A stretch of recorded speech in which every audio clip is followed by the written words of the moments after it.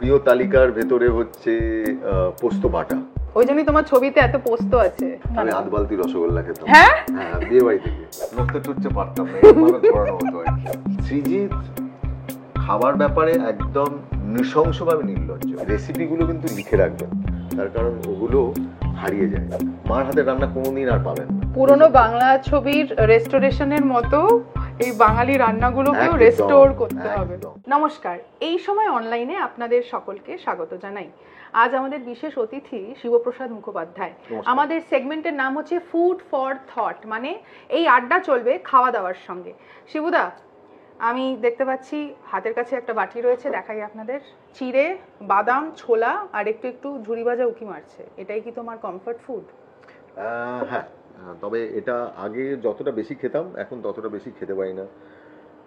এটা আমার সবচেয়ে প্রিয় খাবার। এটার সঙ্গে মোটা মুড়ি হলে আরো ভালো হয়, কিন্তু এটা অতটা এখন খেতে পারি না, তার কারণ ওজন কমাবার জন্য। তো যেটা হয় যে এখান থেকে একটুখানি খেয়ে নিয়ে তারপর নিজেকে রেজিস্ট করি আর কি। শুটিংয়ের সময় এটাও খেতাম না। তো শুটিং চলে যখন কি খাও? আমি নর্মালি আমার ডায়েট হচ্ছে সকালবেলা চা, তার সাথে ড্রাই ফ্রুটস, অল্প একটু তার সাথে কিশমিশ এরকম থাকলো। আর সেই তারপরে সকালবেলা এক্সারসাইজ মাস্ট। সেটা হয়ে যাওয়ার পর যেটা হয় যে ব্রেকফাস্ট যেটা থাকে ওটসের রুটি, তার সাথে বয়েল ভেজিটেবল আর একটা অমলেট। আর যদি দুটো কাঁঠালি কলা হয় খুব ভালো। কাঁঠালি কলা আমার খুব প্রিয়। দুটো কাঁঠালি কলা, সেটা হয়ে গেল। এটা তো শখের বাইরে বেরিয়ে গেল ব্যাপারটা। হ্যাঁ, তো এইটা। আর দুপুরবেলা যেটা হচ্ছে সেটা হচ্ছে যে আমি আগে ভাত খেতাম, এখন তারপরে আমি এখন কিনোয়া খাই, বা অনেক সময় সেটাও খাই না। শুটিংয়ের সময় ওইটাও বাদ চলে যায়। আচ্ছা, তো যেটা হয় যে আমি তরকারি খাবো, ডাল খাবো, মাছ খাবো আর টক দই খাবো। আচ্ছা। ব্যাস। টক দইটা বোধহয় খুব হেল্প করে না?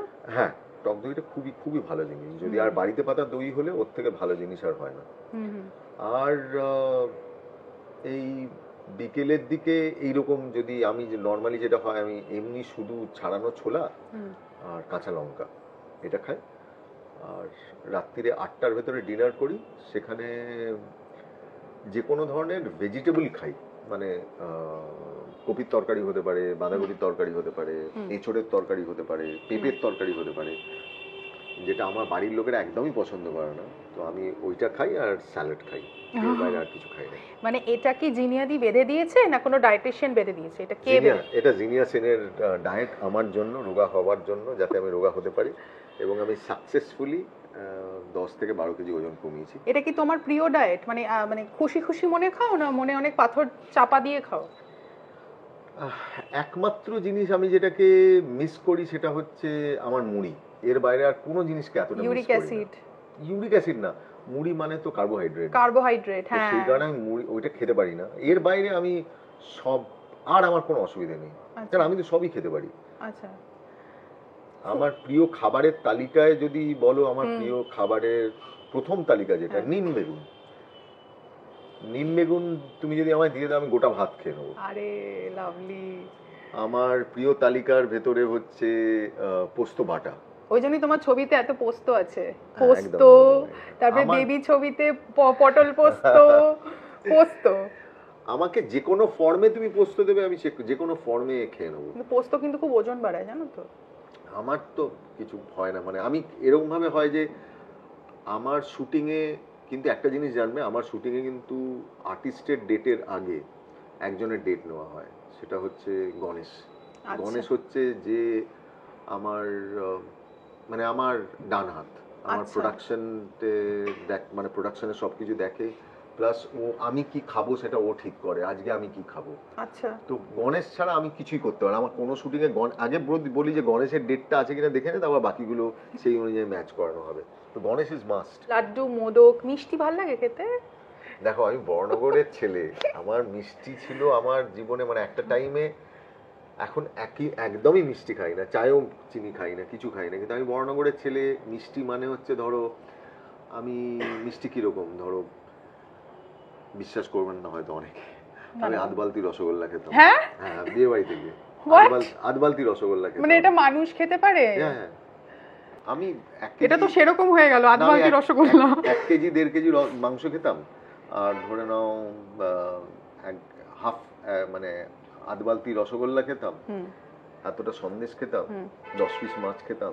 এটা ছিল মানে খাওয়া হতো আর কি, সবাই জানতো যে আমরা যখন খাবো, আমার 2-3 বন্ধু আর কি, তো আমরা গিয়ে খাওয়া দাওয়া করতাম, বাজে ধরনের খাওয়া হতো আর কি, খেতাম। তারপর যেটা হতো যে নড়তে চড়তে পারতাম না, এরকম ভাবে ধরানো হতো আর কি, এরকম ধরনের মজা হতো আর কি খাওয়ার। তো সেই কারণে আমার দাদা আমাকে বলতো তোর সঙ্গে কিন্তু আমি কোনো নেমন্তন্ন বাড়িতে যাবো না, মানে অসম্ভব আমার পক্ষে যাওয়া। তো যাই হোক, সেই জিনিস সেই দিনগুলো চলে গেছে, এখন কিছুই খায় না। এখন আমার সাথে যদি জিনিয়া বা নন্দিয়াদি যদি আমার সঙ্গে নিমন্ত্রণ বাড়ি যায়, তাহলে তারা বলে রাখে যে শিবু আমরা কিন্তু খাবো আজকে, হ্যাঁ, কারণ আমি তো নিমন্ত্রণ বাড়িতে খাই না। কেন ওরা কেন বলে রাখে আমরা খাবো? তার কারণ আমি তো খেতে দাও না ওদেরকে? না, আমি তো চলে আসি, আমি তো বাড়ি এসে খাই। ও মানে নিমন্ত্রণ বাড়িতে আমি কোনো পার্টিতে খাই না, আমি কোনো নিমন্ত্রণ বাড়িতে খাই না, আমি কোথাও খাই না। মানে তুমি আমায় যদি কোনো জন্মদিনের পার্টিতে বলা হয়, তাহলে আমি বাড়ি থেকে খেয়ে তারপর যাই। ও তাহলে সেখানে গিয়ে কি করো, নিয়ম রক্ষা? না, সেটা একটা অন্য কারণ আছে এখন। তার কারণ আমার মা, মানে আমার মার সাথে সময় কাটানোর, আমার মা অসুস্থ,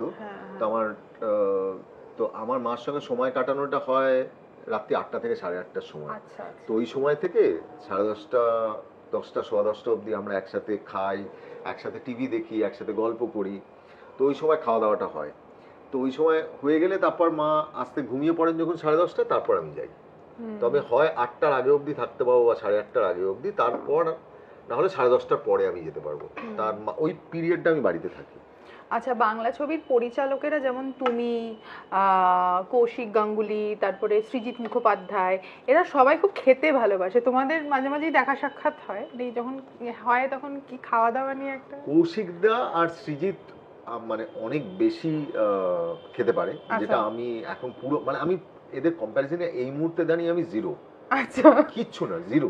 মানে ছবির কম্পিটিশনের সঙ্গে খাওয়া দাওয়ার কোনোদিনও কম্পিটিশন হয় না? না, সৃজিত একদিন আমাকে বলল যে এরকম ছিল যে সৃজিতের আসবার কথা ছিল একটা, মানে সকাল কবে একটা আসবার আমাদের বাড়িতে আসবার কথা ছিল। তো আমি সৃজিতকে বলেছিলাম দেখ ওই দিন আমরা বেরিয়ে যাব, একটা জায়গায় যাওয়ার আছে, থাকতে পারবো না।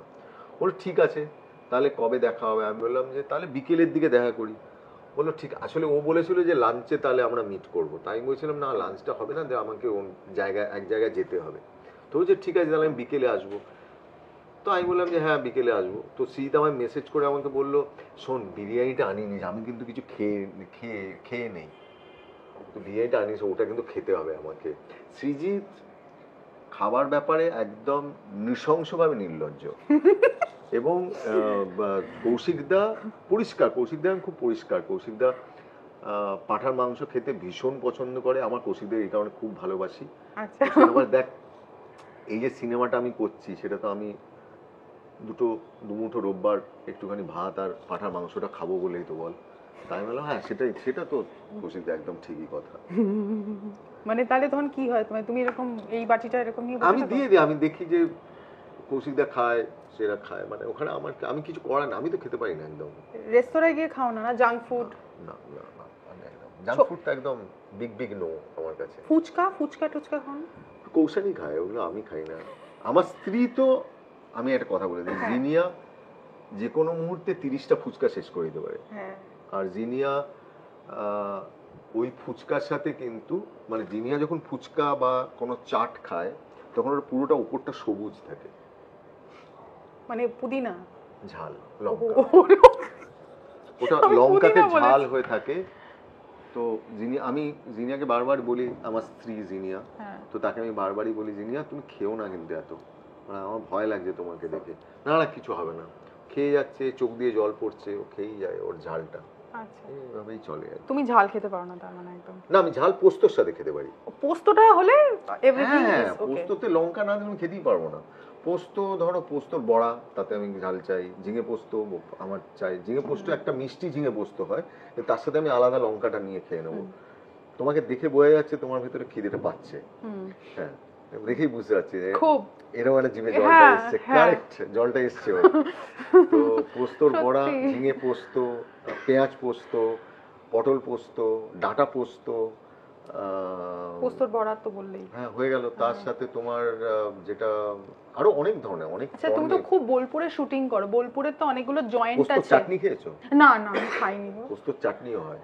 আচ্ছা ওকে। তারপরে ঝোল পোস্ত, লাল রঙের একটা ঝোল পোস্ত হয়, সেটা একটা অসামান্য পোস্ত, সেটা হয়, সে নন্দিয়াদি ভীষণ ভালো বানান। আচ্ছা জানা থাকলো, এটা নোট করে রাখলাম পোস্ত। আচ্ছা তুমি এত বোলপুরে এত শুটিং করতে যাও, অনেকগুলো তো জয়েন্ট আছে বোলপুরে, হ্যাঁ মানে বনলক্ষ্মী অ্যান্ড তমুক অনেকগুলো আছে, তুমি মানে ওখানে গিয়ে কি ওই গণেশই তোমার ত্রাতা, নাকি ওখানে গিয়ে আবার ওখান থেকে পোস্ত বড়া?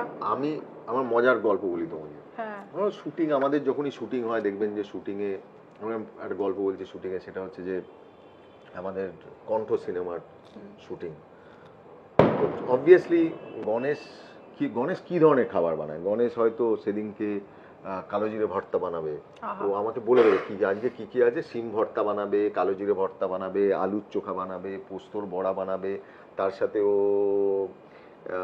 ডাল সেদ্ধ বানাবে, তার সাথেও হয়তো একটা মাগুর মাছের একটা কালিয়া মতো বানাবে, সেইটা থাকবে, তার সাথে হালকা একটু পাঁঠার মাংস থাকবে, দই থাকবে। এইটা হচ্ছে পুরো গণেশ বানালো, খাবো আর কি। এবার ধরা যাক কি হচ্ছে যে আমাদের হচ্ছে কি বলে কণ্ঠ সিনেমায়, তো জয়া এহসান কি আজকে পাওলি, তো পাওলি প্রথমে যেটা হলো যে যেটা হয় আর কি, মানে অভিনেতা অভিনেত্রীদের তারা এক ধরনের খাবার পছন্দ করেন, সেটা গ্রিল ফিশ বা ধরে নাও তুমি ব্রাউন রাইস, গ্রিল ফিশ বা তোমার বেকড ফিশ, এই জিনিসগুলো আসতে থাকে। তো এই জিনিসগুলো আসছে, খাচ্ছে, কিন্তু অবধারিতভাবে তারা কিন্তু জিজ্ঞেস করবে যে আচ্ছা ডিরেক্টর কি খাচ্ছে রে, এটা কিন্তু জিজ্ঞেস করবেই। তখন তারা বলবে যে ডিরেক্টর তো ওই তো কালো জিরে ভর্তা অমুক তমুক, এইবার না বললে কি ডিরেক্টর ওটা খাচ্ছে কি। তারপর হঠাৎ দেখি দুদিন বাদে পাওলি বাইরে চলে এসছে, এ কি তুমি আমাদের বলনি আমরাও খাবো, তা চলে এলো। তারপর হঠাৎ করে ওই গ্রিলড আর বেকড দূরে চলে গেল, তারপর চলে এলো।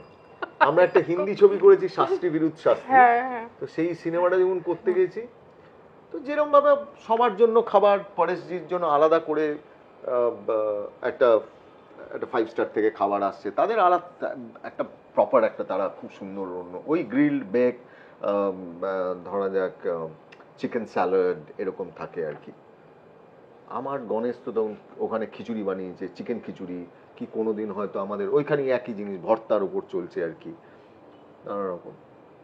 হঠাৎ করে একদিন গণেশ এসে বললো, দাদা পরেশজি তো বলছে খিচুড়ি খাবে, আমাদের বাঙালি স্টাইল, আজকে যেটা করেছি খিচুড়ি, মাছ ভাজা, পাঁপড় ভাজা এসব খেয়েছি।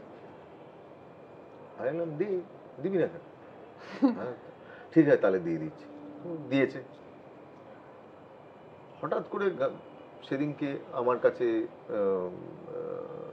প্রোডাকশনের থেকে এসে বললো যে কাল থেকে পরেশজি বলেছে ডিরেক্টর যেটা খাবেন সেটাই উনি খাবেন। ওকে, তার মানে পরেশজি অ্যাড হয়ে গেল, পরেশজিকে দেখা দেখি নীনাজি অ্যাড হয়ে গেল, নীনাজিকে দেখা দেখি মনোজজি অ্যাওয়ার্ড মানে অ্যাড হয়ে গেল। এইটা হওয়ার পরে মিমি চক্রবর্তী সেও দেখি অ্যাড হয়ে গেল ওখানে। এইবারে পরেশজির সঙ্গে আমার একদিন দেখা হলো, পরেশ রাওয়ালের সঙ্গে। পরেশজি আমাকে বললেন, शिबूजी ये गणेश का जो खाना है, ये गणेश को आपको कहाँ से मिला? এটা আমারও প্রশ্ন, गणेश को कहाँ से मिला? এটা আমিও জানতে চাই। गणेश तो আমার সঙ্গে কাজ করে দাদা। नहीं गणेश का जो खाना है ना वो सिर्फ आपके लिए बनाते हैं, मतलब नहीं सिर्फ मेरे लिए क्यों बनाएगा, आपके सब लोगों के लिए बनाते। তো এইটা হচ্ছে খুব ইম্পর্টেন্ট। আরে সেই তোমার তুমি তো প্রযোজক, তোমার কি এরকম মানে অনেক সময় শোনা যায় যে প্রযোজক একটা প্রোডাকশনে সবার জন্য একই রকম খাবার হয় না, যারা জুনিয়র আর্টিস্ট তাদের আলাদা খাবার হয়, যারা আর্টিস্ট তাদের আলাদা। না না আমাদের সব একসাথে সব খাবার হয়, খালি আমি যেটা খাবারটা খাই দেখো অনেকে পছন্দ করবে না, কার কালো জিরে ভর্তাই খাবে তুমি, সবাই তো পছন্দ করছে, সবাই তো খাচ্ছে না, সে সবার। তুমি একটা জিনিস মনে রাখবে, যখন শুটিং করে না টেকনিশিয়ান, তখন তাদের কাছে একদম প্রপার মাংস ভাত অমুক তুসুক, কেন একটা ওই তুমি কতজনের জন্য কালো জিরে ভর্তা বানাতে পারবে, সেটা তো হতে পারে না। বা ধরো তুমি শিম ভর্তা, শিমটা বেটে একটুখানি করতে হবে ওইটুকু, সেটা তো সবার পক্ষে মুশকিল। ওইটুকু আমি গণেশের কাছ থেকে চাই, গণেশ আমার ওইটুকু করে দেয়। তার মানে বোঝা যাচ্ছে যে শুটিং এ গেলে তোমার আর কোনো ডায়েটিং হয় না, একদমই হয় না, মেনুটা যা সেদ্ধ খাবার, সেদ্ধ খাবার তো, কিন্তু ওইগুলো সেদ্ধর ভেতরেই কিন্তু অন্যরকম থাকে। আচ্ছা এই গণেশ কি তোমার বাড়িতেও রান্না করে, মানে এ কি সবসময় মানে তোমার প্রোডাকশনের শুটিং এর সময় থাকে না বাড়িতেও? না না না বাড়িতে না, বাড়িতে পুতুল দি, আমাদের পুতুল দি আছে, এবার পুতুল দিয়ে আর গণেশের ভেতরে কিন্তু একটা টাসেল আছে। ওকে। তার কারণ ধরা যাক বাড়ির কাছেই শুটিং হয়েছে, এবার আমি হয়তো বাড়িতে খাবারটা খাবো, সঙ্গে গণেশ চলে এসেছে, গণেশ এসে গণেশের খাবারগুলো দিয়েছে, আর পুতুলদির খাবার টেবিলের ওপর আছে। পুতুলদি আমার দিকে আমার তাকিয়ে আছে, আমি বললাম যে গণেশেরটা খাচ্ছি না, হতেই পারে আমারটা দেখতে পারো একবার, মাছের মাথা দিয়ে ডাল করেছি তো আজকে, দেখো যদি কি হয়। এটা আমার বাড়িতেও হয়, মানে আমাদের বাড়িতে যে একজন যিনি দিদা থাকেন, উনি একদিন চিকেন রান্না করলেন না, যিনি রোজ রান্না করেন তিনি তো তার মতো রান্না করবেন, দিদার রান্নাটা রাখা রয়েছে, বাকিদেরটাও রাখা রয়েছে, দিদা এসে কিন্তু স্পেসিফিক্যালি কোনো খাবারের কথা জিজ্ঞেস করে না, বলে যে আচ্ছা ওই চিকেনটা কেমন হয়েছে। হ্যাঁ একদম তাই। পুতুলদি একদম পুরো, পুতুলদি খুব পরিষ্কার কথা। এরকম কখনো কখনো এরকম হয়েছে, গণেশের খাবারটা পুরো সরিয়ে নিয়ে গিয়ে নিজেরটা সামনে দিয়ে বলছে এই ডাটা পোস্তটা করেছি খেয়ে দেখো। আচ্ছা জামাইবাবু এটা খান। তো এটা খুব পরিষ্কার, এই জায়গা কোনো একদম পরিষ্কার। মায়ের হাতের কোন রান্না সবচেয়ে ভালো লাগে? এমন এমন স্পেশাল রান্না আছে মার, যেগুলো দুধ চাল কুমড়ো দিয়ে একটা রান্না আছে, দুধ চাল কুমড়ো একটা নারকোল দিয়ে, সেটা কেউ কোনোদিন করতে পারে না আমার মার মতো, এখনো পর্যন্ত আমি পারিনি। আচ্ছা। এটা একটা। আমার মা লুচির পায়েস বানাতেন, সেটা একটা লুচিগুলো ছিঁড়ে ছিঁড়ে না পায়েসের মধ্যে দিয়ে, অসামান্য। আমার মা মৌরলা মাছের একটা চাটনি হতো, সেটা একটা অসামান্য মৌরলা মাছের চাটনি। আর খুব সিম্পল ছিল, আমরা যখন স্কুলে যেতাম চালে ডালে একটা খাবার, হ্যাঁ হ্যাঁ হ্যাঁ হ্যাঁ, উপরে একটু একটু ঘি দিয়ে একটু মাখন দিয়ে একটা ডিমের পোচ, সব মায়েরাই বোধহয় করতে পারে, আর ওটা মায়ের থেকে ভালো কেউ করতে পারে না, কেউ পারে না। তো ওই চালে ডালে যে খাবারটা, সেটা খেয়ে আমি শুটিং এ যেতাম, আমরা এই শুটিং এ বলছি আমরা স্কুলে যেতাম,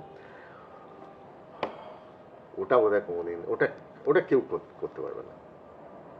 ওটাই কি তোমার ফেভারিট খাবার? অলওয়েজ অলওয়েজ, সারা ওটা লেগে আছে মুখের ভেতরে। আর আমার মা যখন পায়েস বানাতো, তখন আমি মার কাছে যেটা বলা থাকতো সেটা হচ্ছে যে পুরো পায়েসটা সবাই খেয়ে নিক, আমায় বাটিটা দিয়ে দেবে, মানে ওটার মধ্যে জল ঢেলে কাঁচিয়ে খাবে? আমি পুরো চেচে চেচে বসে বসে অনেকক্ষণ ধরে খাবো। তো সেইটা ছিল আমার পায়েস খাওয়া। এটা কি দইয়ের সাথেও চলতো না শুধু পায়েস? না, শুধু পায়েস। পায়েসের সাথে আর একটা জিনিস মা করতেন, সেটা খুব ইন্টারেস্টিং ছিল, সেটা হচ্ছে দুধ, তার সাথে থাকতো মুড়ি, তার সাথে আম, তার সাথে কলা, এই সবগুলো চটকে মেখে, না এই সব জিনিসগুলো দিয়ে বানানো হতো, আর সেটা না বাটি বাটি করে আমাকে, দাদাকে, আমাদের ভাই বোনেদের সবাইকে দেওয়া হতো, আর আমরা ওটা খেয়ে নিতাম পুরো। না না সত্যি খিদে পেয়ে যাচ্ছে শিবুদা, এখন আমাদের খেতে হবে, বুঝতে পারলেন তো, না হলে খুব সমস্যা হয়ে যাবে। আমরা এখানে আড্ডাটা শেষ করছি, শিবুদা খাওয়া দাওয়াতে যাওয়ার আগে আমাদের মানে এই সময় অনেকের দর্শককে কি বলবে? আমি বলবো যে মার হাতের রান্না, মানে সকলের হাতের রান্নাগুলো কিন্তু স্পেশাল থাকে, তো সেই রেসিপিগুলো কিন্তু লিখে রাখবেন, তার কারণ ওগুলো হারিয়ে যায়, সেই কারণে ওগুলো কিন্তু অলওয়েজ লিখে রাখা উচিত। মার হাতের রান্না কোনোদিন আর পাবেন না, তাই যদি ওটা পারেন তাহলে নিজেরাই রান্না করে কখনো খেতে পারবেন। স্ত্রীর হাতের রান্না, এমন কিছু কিছু রান্না আছে যেটা কিন্তু স্ত্রীরা বলে না, জানবেন লুকিয়ে রেখে দেয়, তো সেইটাকে জেনে নিতে হবে। কিন্তু এইরকম কিছু কিছু স্পেশাল লোক যারা আছে, তাদের স্পেশাল রান্নাগুলো কোনোভাবে ফাঁকতালে জেনে নিয়ে করে নিতে হবে। যেরকম আমার নন্দিতাদির হাতের একটা জোয়ান পোস্ত আছে, যেটাকে আমরা সবাই আমরা বলি জওয়ানি পোস্ত আর কি, জওয়ানি চিকেন। তো সেই জওয়ানি চিকেনটা নন্দিতাদি এখনো পর্যন্ত আমার ঠিকঠাক করে রেসিপিটা বলেননি, তো কাজেই আমার ইচ্ছে ওই জওয়ানি চিকেনের রেসিপিটা জেনে নেবো।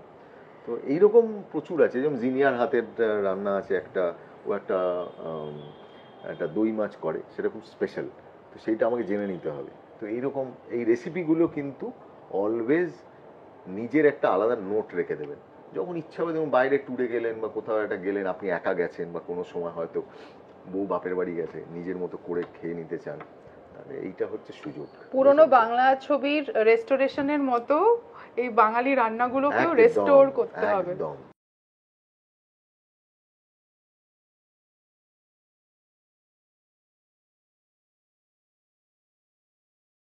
ফলো করুন এইসময়.com। আপডেটেড ভিডিও স্টোরির জন্য সাবস্ক্রাইব করুন আমাদের ইউটিউব চ্যানেল।